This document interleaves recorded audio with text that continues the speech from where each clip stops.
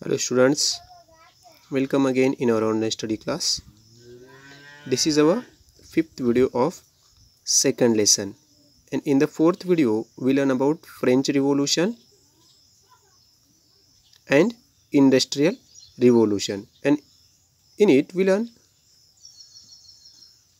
in the year 1789 the people of France revolted against the uncontrolled and unjust monarchy and feudalism and established a republic. This event is known as French Revolution and the age of machines.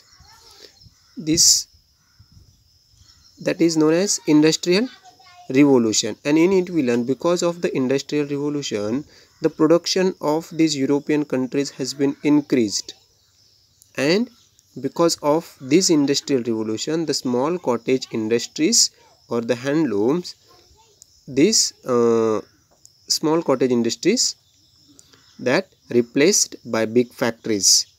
Now today we have to learn about rise of capitalism. Rise of capitalism. Capitalism means private ownership of capital or money, or capital. Private ownership means the people trying to accumulate the more and more money with the help of trading. That is rise of capitalism. With the discovery of new sea routes began a new era of trade between Europe and Asia. In the second video we learn about in the geographical discoveries that because of the Turkeys, they blocked the way to reach at Asia, so Europeans needs to find out the alternative way, and they did it. Vasco da Gama, he finally found the way to come to Asia, and because of this discovery of new sea route began a new era of trade between Europe and Asia. Because of this road which was discovered by Vasco da Gama in the year 1498, the new era of trade between Europe and Asia was started. Many traders came forward to trade with eastern countries through the sea route, and European traders, they found an opportunity to reach in Asia and to trade with the eastern countries, and for that purpose they make a group. It was not easy to carry out trade single-handedly, and hence many traders come together and started trade. The distance sea route, because of that it was not easy task for a single or individual trader. They needs a group, they needs a help of one another. For that only many traders, they came together and started trade. This group or the group of traders was trying to trade in the eastern countries. Thus there was rise of many trading companies, and the group of traders, they were trying to make a group and they found their own companies, and there was a rise of many trading companies. Trade with Oriental countries was very profitable, and these companies, they know that Oriental countries was very profitable and responsible for economic prosperity, and they knows that if we trade in group and with the Oriental countries, and it will be very profitable and responsible for economic prosperity of the trading companies. For that purpose only they tried their best to earn a more profit in the trading.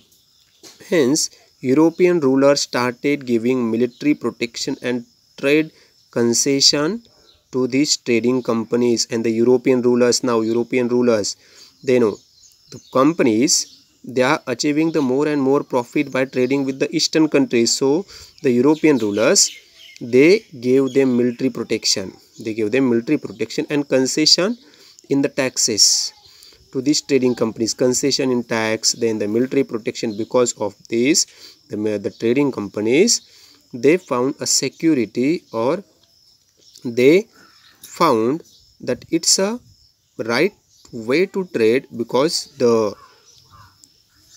these European rulers, they were giving them concession and military protection. Thus, this led to accumulation of wealth in Europe, and because of this accumulation, means they were trying to accumulation, we can say the